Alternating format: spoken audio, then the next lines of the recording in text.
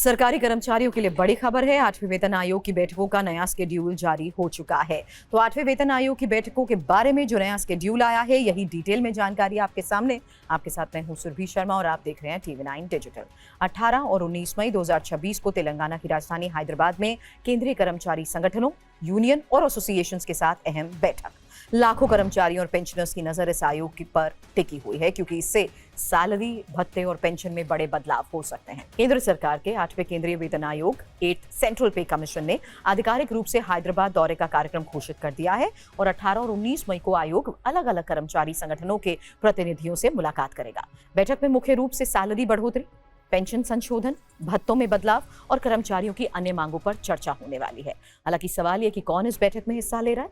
जिन कर्मचारी संगठनों, यूनियन या संस्थाओं को आयोग से मिलना था, उन्हें पहले आयोग की आधिकारिक वेबसाइट पर अपना मेमोरेंडम जमा करना जरूरी था और मेमोरेंडम जमा करने के बाद 8 मई 2026 तक अपॉइंटमेंट लेना भी अनिवार्य था।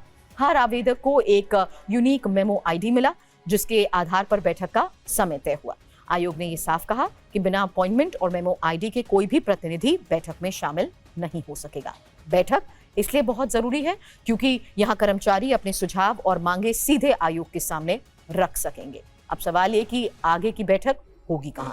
हैदराबाद के 8वें वेतन आयोग आंध्र प्रदेश के विशाखापट्टनम समेत देश के अन्य राज्यों के साथ साथ केंद्र शासित प्रदेशों के शहरों में भी दौरा करेगा और अलग अलग बैठकों का आयोजन करेगा। रिपोर्ट कब आएगी, ये उससे भी बड़ा सवाल, क्योंकि केंद्र सरकार ने आयोग को टर्म्स ऑफ रेफरेंस TOR जारी होने के 18 महीने के अंदर अपनी अंतिम रिपोर्ट सौंपने को कहा है और अगर जरूरत पड़ी तो आयोग अंतरिम रिपोर्ट भी दे सकता है। आयोग किन बातों पर फोकस करेगा? आयोग रिपोर्ट तैयार करते हुए महत्वपूर्ण पहलुओं पर ध्यान देगा, जिसमें देश की आर्थिक स्थिति, वित्तीय अनुशासन, विकास योजनाओं के साथ साथ उपलब्ध फंड और पेंशन योजनाओं का वित्तीय बोझ, राज्य सरकारों पर पड़ने वाला असर, निजी क्षेत्र और सार्वजनिक क्षेत्र की मौजूदा वेतन व्यवस्था पर फोकस रखेगा। अलग अलग सेक्टर्स में कर्मचारियों की सेवा शर्तें। 7वें वेतन आयोग के बाद अब 8वें आयोग की सिफारिशों का इंतजार पूरे देश के केंद्रीय कर्मचारी और पेंशनर्स को है। सैलरी में कितनी बढ़ोतरी होगी? फिटमेंट फैक्टर होगा क्या? DA, HRA, TA जैसे भत्तों में क्या बदलाव आएगा? इन सवालों के जवाब जल्द ही मिलने वाले हैं। अभी आयोग सिर्फ सुनवाई कर रहा है। अंतिम सिफारिशें और लागू होने की तारीख बाद में तय होगी। आपको क्या लगता है, 8वें वेतन आयोग से आपको कितनी सैलरी बढ़ोतरी की उम्मीद है? क्या फिटमेंट फैक्टर 3.0 या उससे भी ज्यादा होना चाहिए? अपनी राय कमेंट में जरूर बताएं। वीडियो पसंद आया तो करें लाइक और चैनल को करें सब्सक्राइब।